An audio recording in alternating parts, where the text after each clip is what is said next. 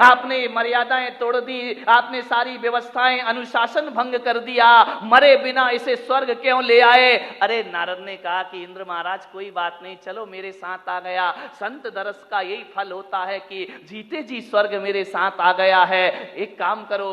इंद्र ने कहा नारद जी जल्दी बताओ इस आफत को क्यों उठा के लाए हो, इस बला को?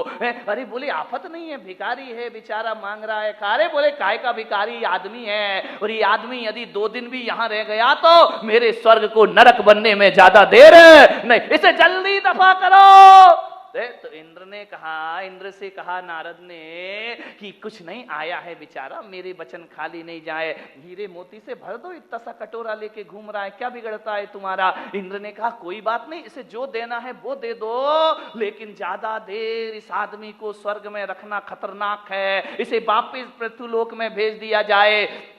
इंद्र ने कुबेर को आदेश किया कि जाओ और इसका कटोरा हीरे मोती से भर दो। भिखारी ने कहा ठहरो इंद्र महाराज, बोलने के पहले सोच लेना। बोले क्या सोच लेना? बोले ये कटोरा भरेगा या नहीं भरेगा? अरे इंद्र ने कहा किस पागल को उठा लाया, इतना सा कटोरा केरा भरेगा या नहीं? जाओ कुबेर भर दो इसका कटोरा। कहते हैं सुबह से शाम हो गई, कटोरे में हीरे मोती डालते जा रहा, डालते जा रहा, डालते जा रहा, कटोरा खाली का खाली। अरे इंद्र ने कहा देखो नारद, मैंने कहा था ना इस आदमी को ले आए, ये उपद्रव खड़ा कर रहा है, देखो अभी तक कटोरा नहीं भर रहा, और लाओ और लाओ। लाते गए, कटोरा भरता गया, लेकिन जैसे ही दूसरा सामान लेने जाए कटोरा खाली का। अरे नारद ने कहा यार तू बात क्या कर रहा है, बार बार कटोरे की, ये तेरा कटोरा भरता क्यों नहीं है? अब भिखारी ने कहा देखो नारद जी, मैंने कहा था ये भर जाना चाहिए, तुमने कहा था इंद्र के पास इतना है कि कितने भी कटोरे भर देगा, अब भरे मेरा कटोरा। नारद ने कहा भाई इधर ला तेरा कटोरा, कौन सी कंपनी में बना है, कहां से खरीद के लाया है, कहां से मिला ये कटोरा तुझे? ये सब बता। ये कटोरे में कोई छेद कर रखा है जो सारा माल बारामती में गिराए जा रहा है? अरे बोले कोई छेद नहीं है। तो बोले ये कटोरा तुझे कौन सी फैक्ट्री से मिला, जल्दी बता, तू बारामती से आया है, ये कटोरा तू लाया कौन सी दुकान से है? बोले अतुल भाई के मॉल से। तो बोले यार ये फैक्ट्री में कर क्या दिया कि कटोरा भर ही नहीं रहा है? उसने कहा इधर ला कटोरा ला। जैसे ही कटोरा नारद ने देखा, नारद ने कहा मेरे बाप तू मुझे पहले ही बता देता तो मैं तुझे यहां लेके नहीं आता। बोले बता ये कटोरा कहां मिला तुझे? अरे बोले कहां मिला, सुबह सुबह जा रहा था भीख मांगने, एक शमशान से गुजरा तो ये आदमी की खोपड़ी पड़ी हुई थी, मैंने भीख मांगने का कटोरा बना लिया है। नारद ने कहा कि पागल, सारी दुनिया को भरना आसान है लेकिन आदमी की खोपड़ी को भरना बहुत ये नहीं भर सकती है। 3 लोक की संपदा भी डाल दो तो आदमी की खोपड़ी कभी भरने वाली नहीं। कुबेर के खजाने भी खाली हो जाएंगे लेकिन है इंसान तेरी ये खोपड़ी भरने वाली, कितना भी डाल दो खोपड़ी जब देखो तो खाली की खाली रहा करती है। ध्यान रखना, विचार करिए। सब कुछ है तुम्हारे पास, एक टाटा बिरला वाले से भी पूछो कि कैसा चल रहा है तो वो क्या कहता है मालूम है? बस महाराज दाल रोटी चल रही है। मैंने कहा बाहरी तेरी दाल रोटी ये पूरी नहीं होती है कभी जिंदगी में। अच्छे अच्छे सेठों से पूछो कि अरे महाराज बस आपकी कृपा है, चल रहा है, दाल रोटी चल जाती है, पेट पल रहा है। एक करोड़पति भी यही कहता है, गरीब भी यही कहता है। आदमी का पेट भरता ही नहीं है, खाली का खाली रहा करता है। डालते जाओ, रिजल्ट सुन ही आना है, रिजल्ट खाली ही आना है। ये मन की खोपड़ी को भरो मेरे भाई, कितनी भी दौलत डाल दो इसमें, जब तक इसमें संतोष का पैंदा नहीं लगेगा तब तक ये भरने वाला नहीं है। ध्यान, ब्रेक लगाओ। स्पीड ब्रेकर होते हैं रोड पर, ज्यादा तेज रफ्तार में गाड़ी चलाओगे एक्सीडेंट होगा, जिंदगी खतरे में पड़ जाएगी। उस गाड़ी पर तो फिर भी स्पीड ब्रेकर हैं, लेकिन आदमी के विचारों पर कोई स्पीड ब्रेकर नहीं हुआ करता है। जितना भी दे दो असंतुष्ट ही असंतुष्ट रहा करता है, आदमी दुखी रहा करता है। मान्यवर, आदमी के स्वभाव नहीं जाने कैसा हो गया है, जो उसके पास है उसमें सुखी नहीं रहता है, जो उसके पास नहीं है उसके लिए आंसू बहाता है। वाहरे आदमी का स्वभाव, वाहरे आदमी की जिंदगी। यदि आपके जेब में 100 का नोट पड़ा है, पड़ोसी के जेब में 100 का नोट पड़ा है और तुम्हारे जेब में 99 रुपए रखे हुए हैं, आपका ध्यान अपने 99 पर नहीं जाएगा, आपका ध्यान जाएगा पड़ोसी के 100 रुपए पर। उसके पास 100 और मेरे पास 99। यही चक्कर तो महिलाओं के साथ चलता है। जैसे ही आई घर से सज संवर के, देखा अरे उसकी साड़ी मेरी साड़ी से सफेद कैसे, सुपर रिन का कमाल है। ध्यान रखिए, विचार करिए, आप सोचिए, अपने 99 नहीं दिखते आदमी को, पड़ोसी का 100 का नोट दिखाई दे रहा है, उसके जेब में से झांक झांक कर देख रहा है। फिर आदमी ये सोचता है यार किसी भी तरह वो 1 रुपया मेरी जेब में आ जाए तो कम से कम पूरे, ध्यान रखिए, पूरे 100 आज तक किसी के नहीं हुए। हर आदमी 99 रुपया लेकर इस धरती पर आता है, 100 करने के चक्कर में पूरी जिंदगी गंवाता है, लेकिन 100 रुपए आज तक किसी के पूरे नहीं हुआ करते हैं। सम्राट सिकंदर भी 100 रुपए पूरे करने चला था, रावण भी 100 रुपए पूरे करने चला था, कंस भी 100 रुपए पूरे करने चला था, लादेन भी सोच रहा था कि वो 1 रुपया मेरे पास आ जाए तो पूरे 100 हो जाएंगे।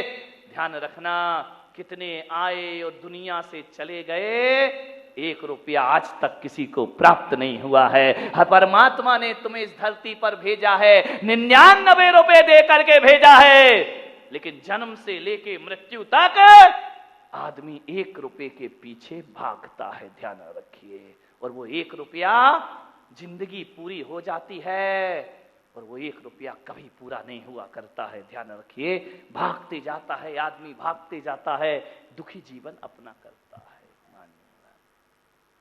सद्भाव में जियो।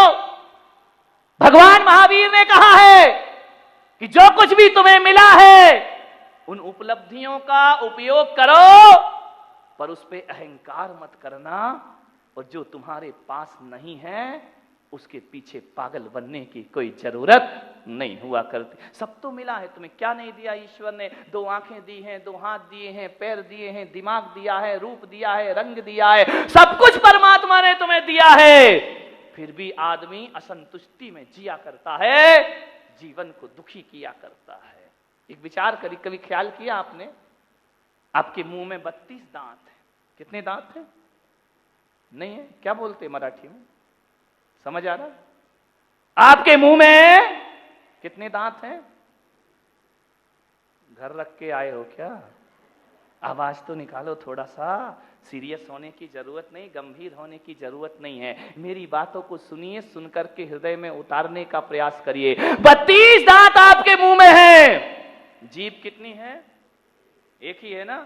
इतनी धीरे बोल रही महिलाएं, वाह गजब हो गया। 32 दांत, जीव एक।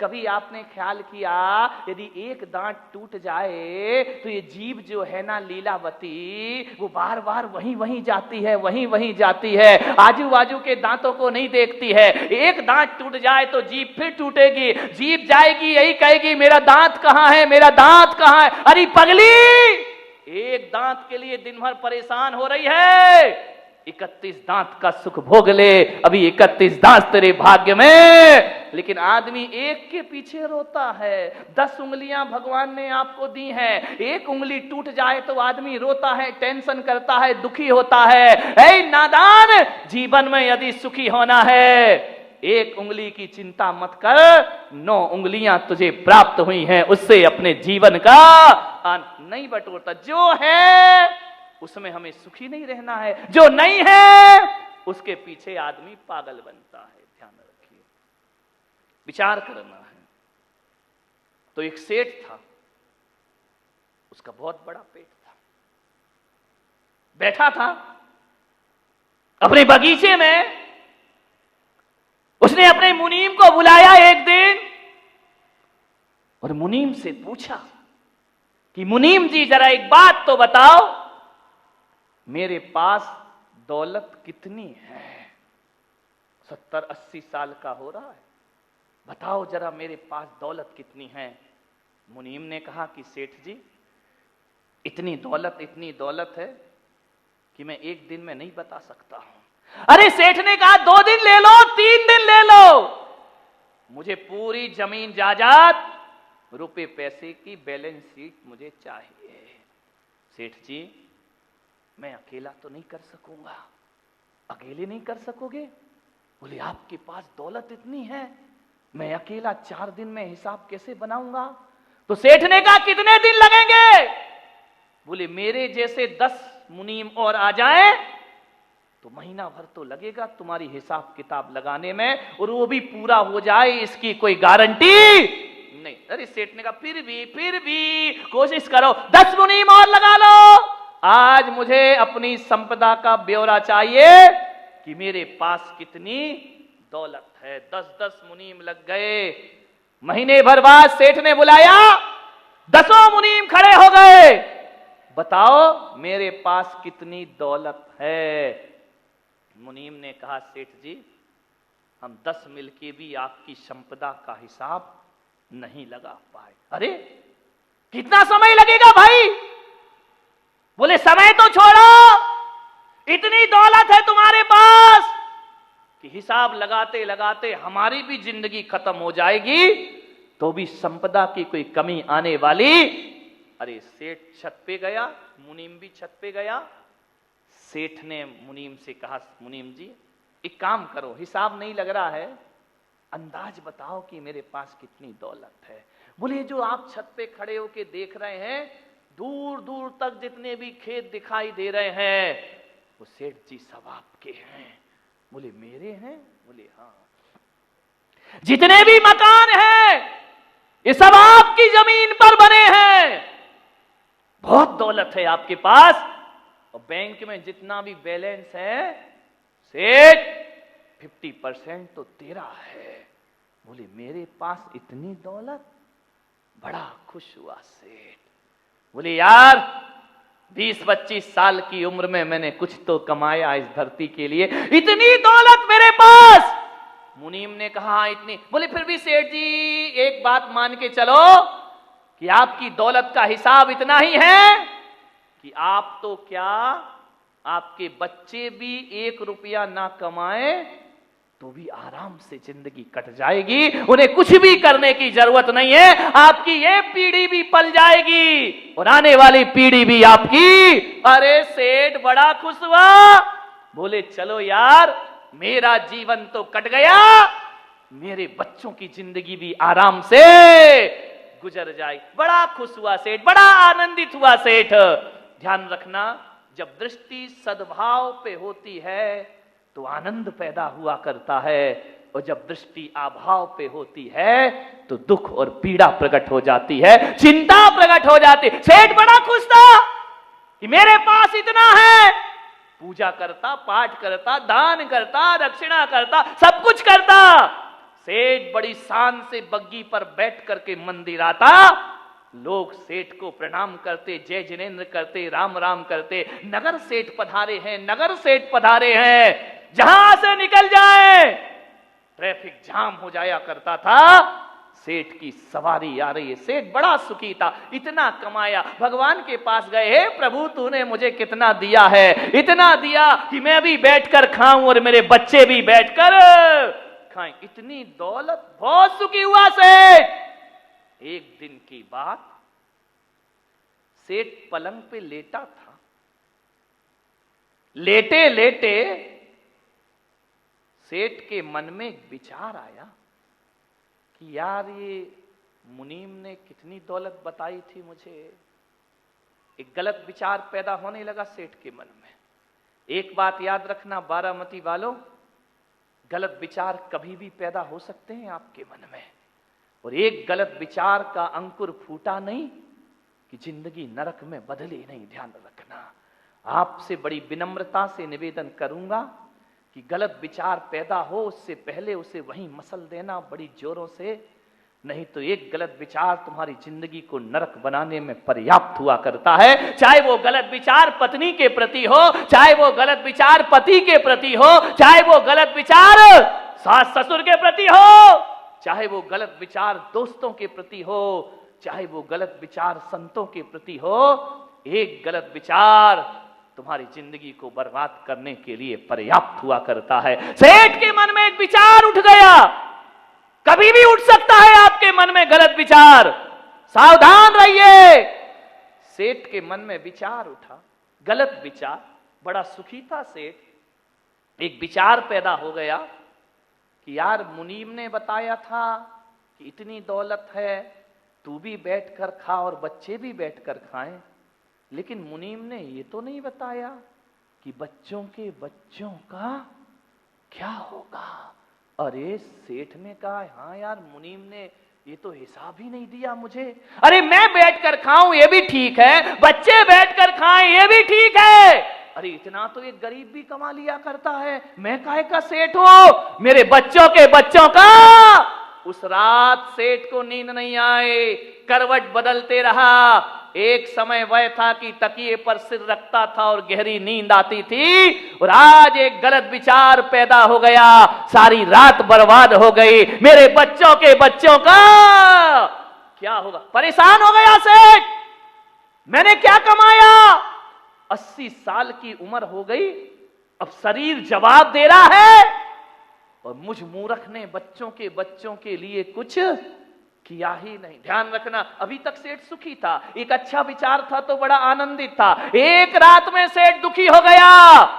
भारे कितनी चिंता करता है आदमी। माँ बाप होने के नाते अपने बच्चों की चिंता करो, ये तुम्हारा फर्ज हुआ करता है, लेकिन उसके आगे की चिंता करना तुम्हारा कोई फर्ज नहीं हुआ करता है। एक बात याद रखिए, आप कितना सोचते हैं, कितना चिंतन करते, चिता के समान है जो तुम्हारी जिंदगी को जलाकर। चिता तो मुर्दे को जलाती है, लेकिन चिंता तो जीते जी इंसान को जला करके खाक कर दिया करती है। चिंता बहुत बुरी चीज है, चिंता से बचने का प्रयास करो। लोग कहते हैं हमारा घर स्वर्ग है, कोई कहता हमारा घर नरक है। मेरे भाई, न घर स्वर्ग होता है न नरक होता है, आदमी की सोच स्वर्ग होती है और आदमी की सोच नरक हुआ कर।